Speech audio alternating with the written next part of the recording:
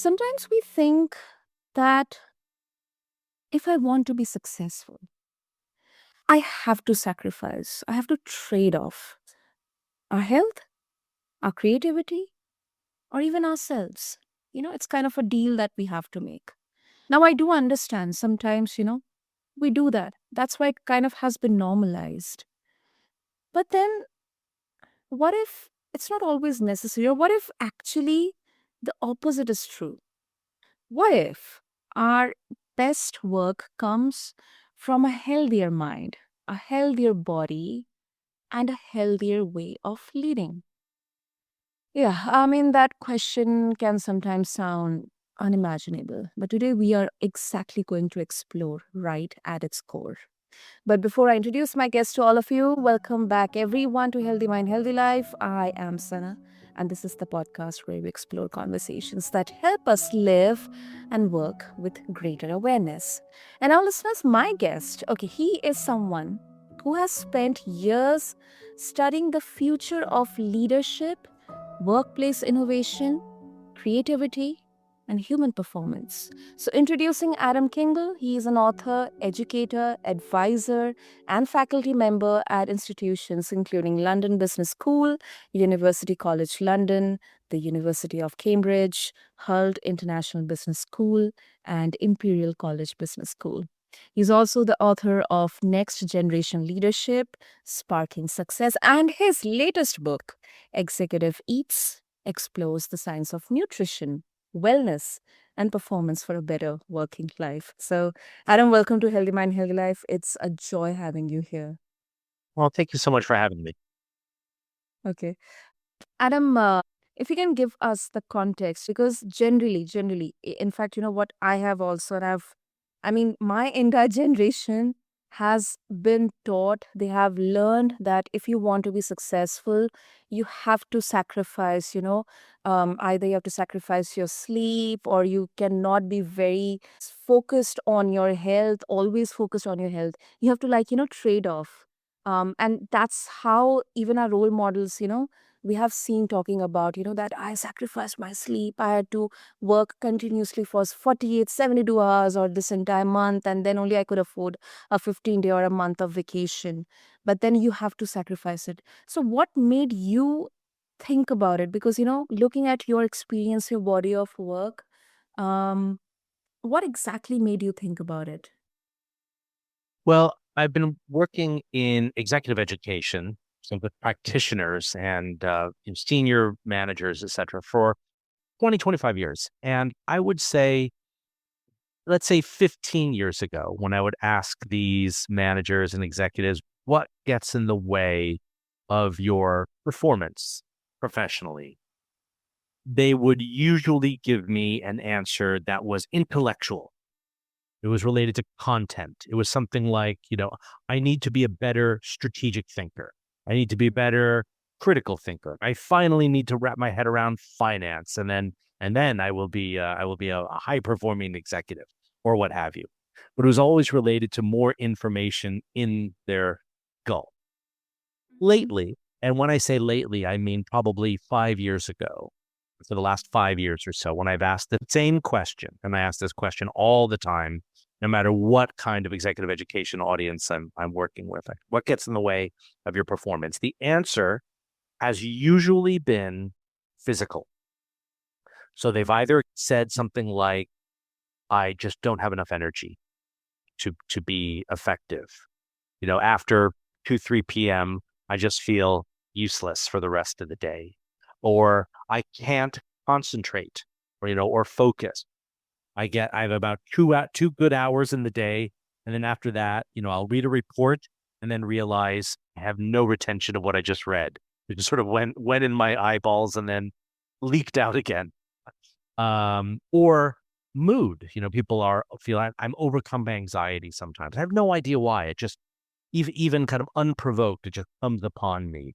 Or I just find myself snapping, at people. And there's no reason. It's not their fault. They didn't say anything or do anything, but I just can't level my emotional stability, things like that. Now, of course, we know that there are a lot of things that affect these areas. Hydration, sleep, Yeah. the quality of your work life, the quality of your home life, exercise. But clearly, nutrition is another one of those aspects. And I and my co-author, Jakub Redzikowski at Imperial College, think that that is one of the main things that we, using your words, sacrifice, that we shortcut. We'll just drink the energy drink and not actually eat something healthy in the morning. I'm going to give myself 15 minutes for lunch, and so I'm just going to eat a candy bar, for example, just to get through the day. Now, I don't object to that if it's every now and then. Problem is, my observation is it is people's every day. For too many people, it's their habit, not the exception. And that catches up with you. And these areas of improvement that they're telling me, why they're not performing, is their body, that decline in their physiology catching up with them. Yeah. It's like, just drink the Kool-Aid and get onto the hamster wheel. Mm, yes. Yeah. So Mm. Jakob and I decided, well, I think we need to write about this topic, right? Remind busy professionals that they need to be a little bit more mindful about what they eat, that should be part of their daily routine, not just planning the work aspects of your day, but the nutrition aspects of your day. So our book Executive Eats is about that, but also about the nutrition and recipes, because we also want to make it so easy for people. We don't just want to say eat leafy greens. People might say, okay, well, I don't happen to have any recipes for leafy greens. So the book is ours saying, okay, no problem. Here you go. Here are some easy recipes, so that you can incorporate that into your life. Mm, mm. I'll come to that because I've so many thoughts now coming up. Like you have really opened the floodgates, and I'm very sure this is exactly what our listeners are thinking right now. Interesting. I've had a conversation, and this is specifically around the way you um started. You mentioned about the kind of change that we are seeing here right now, and I think it's a universal observation. Interestingly, I've had a conversation with, and this guy, he was a complete stranger. Um, we live in the same apartment, but it was kind of we went for this community dinner, and we just kind of, we were talking. And this guy, he is in his mid 30s, I guess. Yeah. And he was mentioning, I mean, right now he's working remotely. And in fact, this is exactly what I'm also doing, a full time podcaster. And he mentioned that I can only work laser focused for 4 hours. Beyond that, it's impossible for me to retain anything. Exactly what you mentioned, because that's what it reminded me. And I don't know whether it's a coincidence or not, but in fact, 2 years back, before I left my corporate world and I transitioned into working remotely, I always used to think, am I lazy or am I so incapable that after 2 p.m. I have to like gulp 2, 3 cups of coffee, or maybe I see people getting down for a smoke and then only they can get that energy. It's like, you just get into that kind of mode where you cannot now feel the pain in your body. You do not even want to think about what you're eating, and especially, the 15 minutes lunch break. Adam, honestly, I hate that. I do not want to eat in haste. I want to have um, at least, a very, at least, a respectful time where I can eat. I can at least, remember what I've eaten in my lunch, or what I've had in my breakfast. And most of us, we are in that kind of hamster wheel where do not even remember what we had in our dinner yesterday, what we had in our breakfast yesterday. Just go, go, go, go. Just do this, do this, do this. Like we have just become doers. Yes.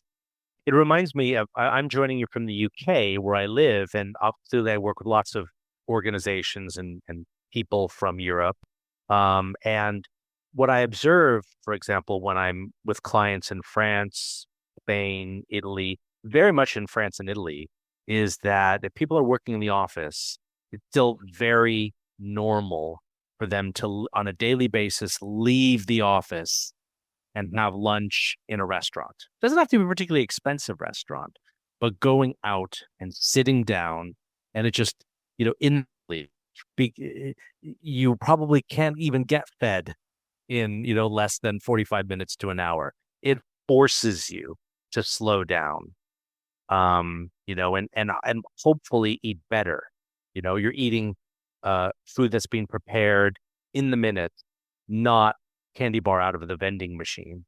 And I think, that's a helpful habit that, to your point, I think we need to be mindful of that eating and indeed cooking are acts of mindfulness, like so many other activities.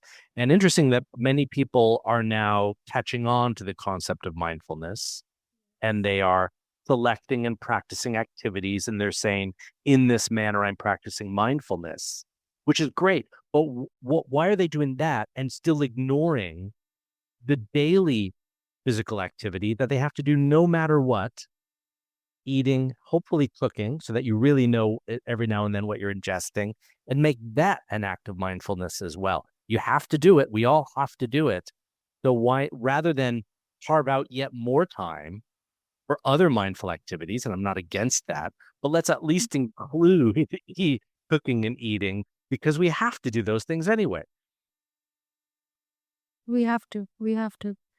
And, I know that, because we have our listeners across multiple countries.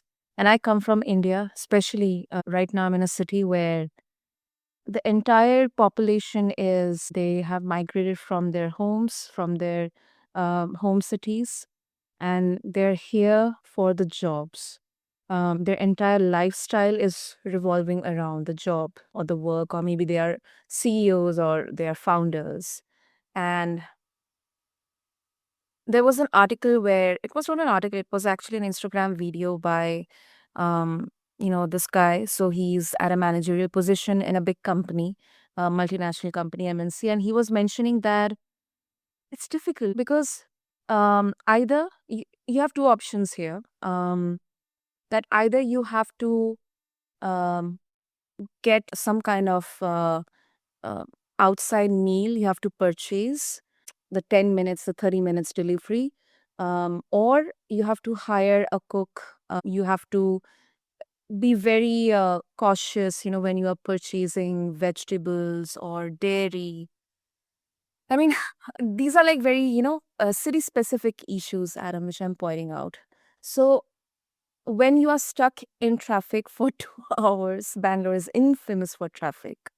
Then you reach office, you get late, and you get an earful from your manager, probably, or you somehow manage that situation. Then you have the deadlines. You are a high performer, so you cannot compromise on beginning, because your entire job or your entire investment or your entire business is on you. It's just hanging on thread, and then you do not have even time to plan your meals. And then when you come back home, you doom scroll Instagram and you see all these creators, giving videos of, okay, make a maybe a base out of chickpeas, or how to make hummus, or how to be mindful of your portions. I mean, how do we translate all these? Sometimes it can really go to the level of aesthetic, Adam, that, you design your meal very aesthetic, it will look very pretty. But then when you put this prettiness or aesthetic into the context of the daily hustle that somehow we have to live through to sustain, just to survive, how do we translate this? How do we connect the mental health and the physical health together in this Mm. context? Well, first of all, I would come back to the point of one thing I think we shouldn't be sacrificing is regularly, and it maybe not be daily, but regularly preparing a meal. Not for hours. It might just be at 20 minutes, 30 minutes. There's some recent research at the University College London in the Department of Psychobiology, which indicates that if people cook themselves with some regularity, it can improve their blood pressure, their motor skills, their memory, so body and mind, reduce bouts of anxiety and depression, in the same way that, as I said, many other mindful tasks are intended to do. Even better, if we can cook sometimes with others, that creates community of practice. Just the act being social, doing something with someone else. We know in the so-called blue zones in the planet, those parts of the world where people seem to live a remarkably long amount of Mm. time, Japan, South Korea, the Southern Mediterranean.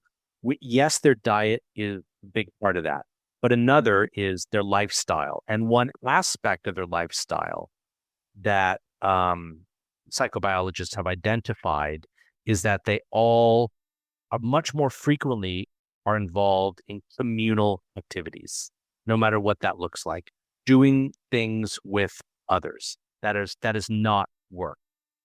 Mm. Um, so if for no other reason, like if I could make a case that simply to cook every now and then will give you a healthier, potentially longer life, I hope that will catch listeners' attention that this is not simply, well, it's a lifestyle choice. And it's just is one aesthetic versus another aesthetic, and I'm choosing not to. No, actually, there are benefits beyond choosing between like a red shirt and a green shirt here. That come down to much more fundamental advantages to ourselves and to our lives. I guess that's my first point. The second point is I know to your argument of how busy people are. So I'm a big advocate of stacking meals. What I mean by stacking meals is preparing something in a larger batch that you can either eat that 2 or 3 times throughout the week, and particularly making something that you can easily create variations thereof. So if we have time, let me give you an example of that. There's a recipe in the book, Executive Eats, which I've written, which is a mango cucumber salad. It's very simple. It's mango, cucumber, mint, fresh ginger, olive oil, lime juice, salt, and pepper. That's it. It's great now in the summertime because it's refreshing, it's cool. Sometimes we don't combine fruit and vegetables together in a salad as much as I think we should. So you get the natural sugars in the mango, which are a natural energy booster. Um, so if you make that salad, let's say on Sunday evening, and make a big batch, right? And then put a Mm. little bit in a Tupperware container, one serving size, take it to work on Monday. It will keep in your car, even if you're commuting for 2 hours. It's not going to spoil, right? There's nothing perishable in there. Mhm. Bring it to work, eat that for your lunch. Okay. But now listeners might think, okay, so now I've eaten it, but now I'm tired of it. I don't want to eat the same thing on Tuesday. Well, Yeah.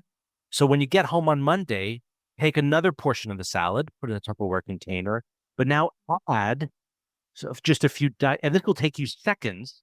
Just add a diced tomato, a diced avocado, and maybe some chopped coriander, and maybe some chili. It completely changes it. Bring that to work on Tuesday. And now listeners are saying, yeah, but now I'm tired of that. Okay, fine. On Tuesday night, put the rest of that salad in the Tupperware container and add some diced tofu, some crushed, toasted, roasted peanuts, maybe some thinly sliced kaffir lime leaves, maybe some lemongrass, splash of fish sauce, and you're in Southeast Asia. Completely different dish. And it really didn't take you long at all. And didn't take a long time on Sunday night. Certainly didn't take you a long time on Monday or Tuesday night. And you've just eaten 3 healthy meals. Not just healthy, meaning it's natural ingredients. You know exactly what you're putting in your mouth. It's all fresh produce. That's all great. But also, what that salad does is it helps our focus and attention and concentration because of the magnesium in the mango. It helps with our mood, helps stave off anxiety because of the folic acid in the cucumber, helps with our sustained energy because of the fiber in the magnesium and the healthy fat, the HDL in the olive oil. So it's also improving all these different states that I listed at the beginning of our conversation, in addition to simply knowing it's a healthy, filling meal. I'm so hungry right now. And another point I actually want to highlight here. I think, of course, the nutritional value, but then here also your senses are being involved. There is Yes. aroma, there is colors, mango. cucumber, imagine, like, the orange, the Right. yellow, and Yeah. green popping up, then the aroma of kaffir lime or coriander. Yeah. Maybe can, the healthy fat of tofu, and then maybe can involve some healthy nuts here for the crunchiness. So the senses are also being involved here, and I think that somehow leads to mindfulness as well. Yes, it does. I agree. Yeah, it's a great way to take a simple dish and make it exciting, right? Simple doesn't have to be unexciting. You've got contrasting bright colors, as you say, contrasting textures with like the soft mango, the crunchy cucumber and peanut. Maybe you have bright aromas hitting you from the fresh herb. It works on so many levels. It does. It does. Wow. Okay. I think our listeners are also really hungry, but Mhm. Adam, I think they'll be so now curious to explore, especially your Executive Eats book. But before that, one final question around your body of work, and I actually want to double down on this because you have spent years studying different generations at work, um, and there are some stereotypes about younger and older generations. Mhm. Because right now I'm finding a kind of gap, there's a discourse. Um, and it's kind of natural as well, but then I also believe that um, there's a room, and this is not only with respect to the older generation or with respect to the younger generation, but on both the sides. So beneath all these labels, what human needs remain the same. One thing that you pointed out is the community, and I think Yeah. that is something before the advent of social media or internet. We did have the sense of importance of the physical connection of in humans. But in today's era, I think now people are longing more for that physical human connection. But apart from that, what human needs, they're still the same. I think another is more balance in our lives. We sometimes call it, and this is a bit of a reductive phrase, work-life balance, but Yeah. effectively not working ourselves to death, right? Now you were talking about maybe older generations saying, "Oh, do you know how hard I worked when I was young, to get to where I am, and now finally I can work maybe a 40-hour week, or and now I can just, finally." But actually, the younger generation are saying, "Yeah, but I observed that too. I don't want to kill myself for 15, 20 years before I can finally, I want that to be my whole life, not just something to look forward to in the final, third part of my career." But here's the good news. That probably tells us that every generation is craving better work-life balance. So surely the generations can collaborate more effectively together in order to create a work environment that allows for that to happen. Most of the time, it doesn't happen because we don't allow the conversation and we don't think through how we can create rhythms and cultures in our organization that help us to fulfill that goal. And I think at its heart, every generation, simply wants to feel respected, heard, Hmm. and also able to contribute in meaningful ways. Yes. I think I don't believe in going extremes, but then I also believe that because I'm also at the crossroads where I've taken some values from my older generations, my parents, Hmm. grandparents, but then at the same time, I also understand from where the younger generations are coming and what they actually want to convey.